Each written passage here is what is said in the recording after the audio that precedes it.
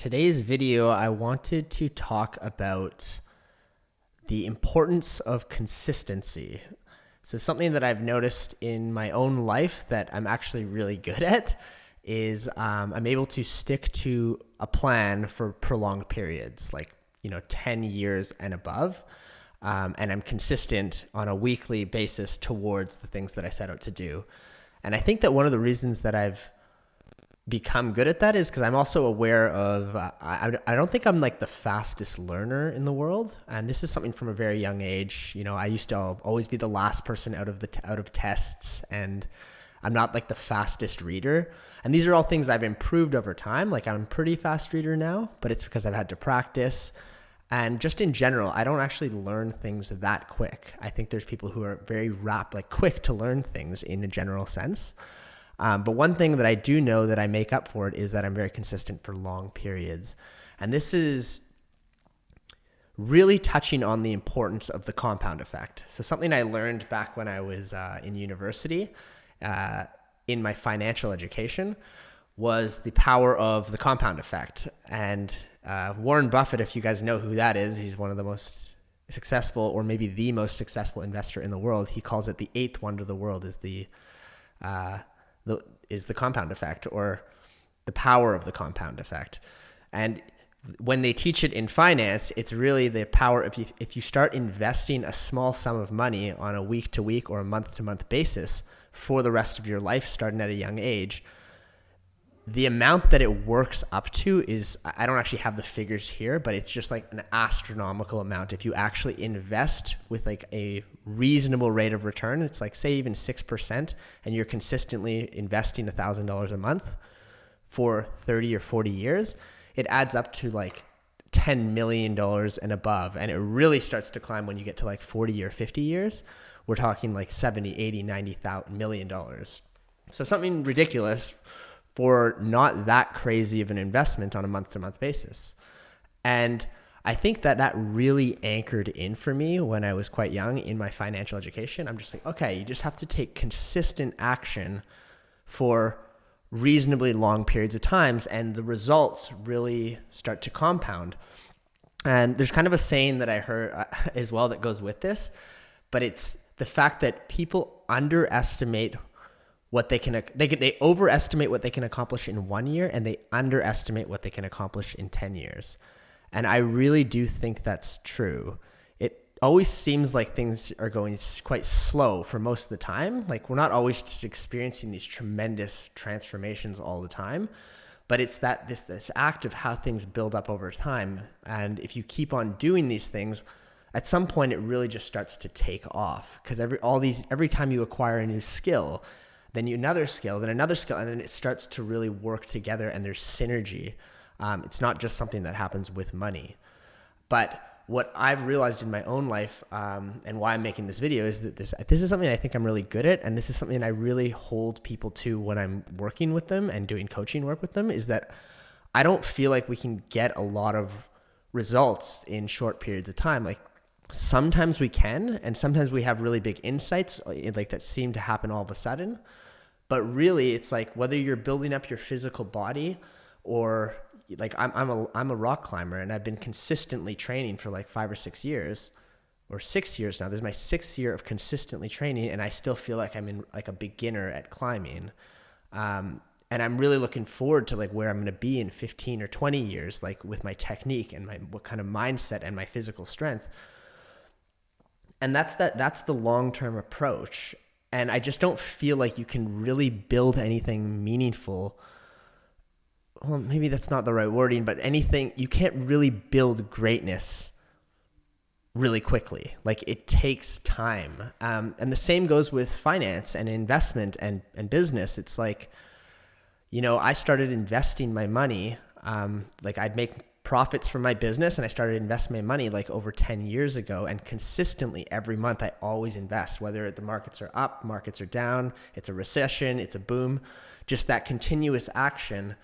And I'm by no means like the wealthiest guy in the world or anything, but it really starts taking effect once you get into your older age, if you're actually consistent and you're not withdrawing and you're making just a reasonable return. So, it doesn't matter whether it's just if it's your physical body that you wish to develop, whether it's your investment portfolio that you wish to develop, whether it's you're creating a company, it just takes time. And when you really extend that time horizon, not only do you have the time to actually create, but there's almost more easefulness. It's like, I don't have to do everything right now. It's like this first year, these are the things I wish to create. And you can actually take your time and be present with the process of creating, because you know that you're going to keep working on something for a long period. So that kind of brings me to, I guess, one of the cruxes of it, which is it's hard to create for the long term until you have a sense of clarity about what you're creating in your life. And that's where I think like the inner work and finding out really what your gifts are and who you are, why it's so important. I think it's really important in life to try new things, because otherwise how are you going to know even what's worth committing to? But as you get older, I think a big part of your younger life is trying new things so that you can start to really get clear on what lights you up inside. Where does your fulfillment lie? When do you feel like you're in flow state? And once you know that, it gives you, these are huge indicators about what do you want to create in life. And then once you know like the general direction, at least, of what you want to create, you can start consistently taking actions. And for me, I've started with the basic things, but from pretty young, I went to business school and did my degree in finance. And I knew that I didn't know what I wanted to do in business exactly, but I knew that business is a tool for creating wealth, right? Security, stability, and having resources to build whatever you're going to build. So even though I didn't know what I wanted to create, it's like I still knew that I needed to start putting money away in savings on a consistent basis. And so that's a very general direction in business, is that it's about creating financial wealth at one level.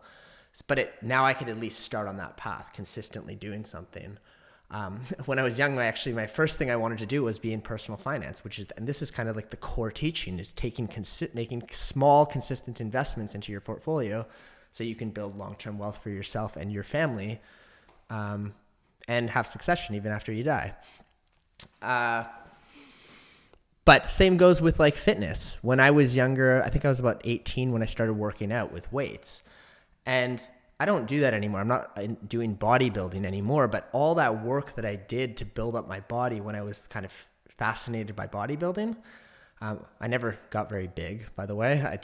I'm not like a huge guy, so it was always really hard for me to put on muscle. But now in my later life, I've realized that one of my deepest passions in life is rock climbing. And that's really suitable to my body type, because I'm pretty thin and all that stuff. But all that work I put in and all those years leading up is getting reinvested into me creating the body type and the strength and the whole, just developing myself so that I can actually go and tackle the difficult climbs that I wish to do, and go after my dreams in that area. And fitness is just a big part of life. It's like having some consistent practice for developing the body over a lifetime. And it can pivot, but it doesn't have to be one specific thing for developing the body, but there should be a consistency in the fitness regimen over a lifetime, which is really good for you. And, it doesn't, again, we can take this and we can transfer this compound effect into any area of our life, and the results accelerate over time. All these things start to build on themselves. Even business development, there's all sorts of things to explore in business development. If I list off some of the pillars of business, coaching and having coaching skills is an important skill to develop. And the sooner you start on that path of learning how to be an effective coach, that's going to be useful as you develop your company and need to coach your staff. That's just by itself, that skill has a compound effect as you develop it. And it starts to work in synergy with all the other skills, whether it's maybe marketing, maybe you want to become professional in marketing, or even right now, one of the skills that I committed to this year was videography, learning the basics of film, filming things, lighting, sound, editing, just media in general. That skill compounds as you learn it. Now I can start start to like use it in my business. And it has a compound effect in business creation.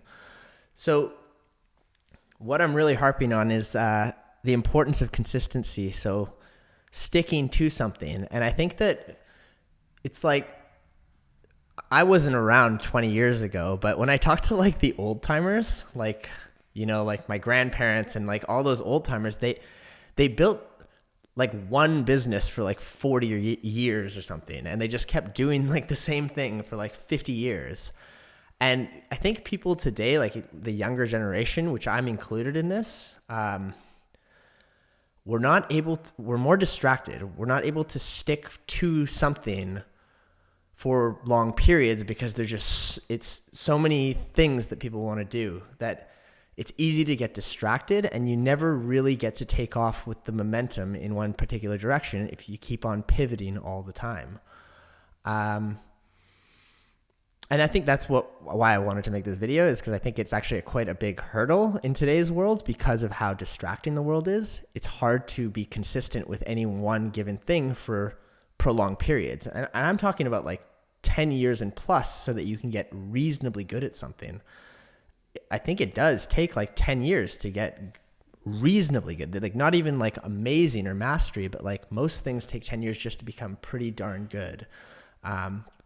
You know, I know for rock climbers, like around the 10-year mark is when you're starting to become like pretty good, right? You're kind of just learning the basic techniques in the first 5 years. And when you look at it with that type of a time horizon, you can be more humbled and less rushed, which is, I think, the whole benefit of it. And I think when we're less rushed, we can actually take our time and be present.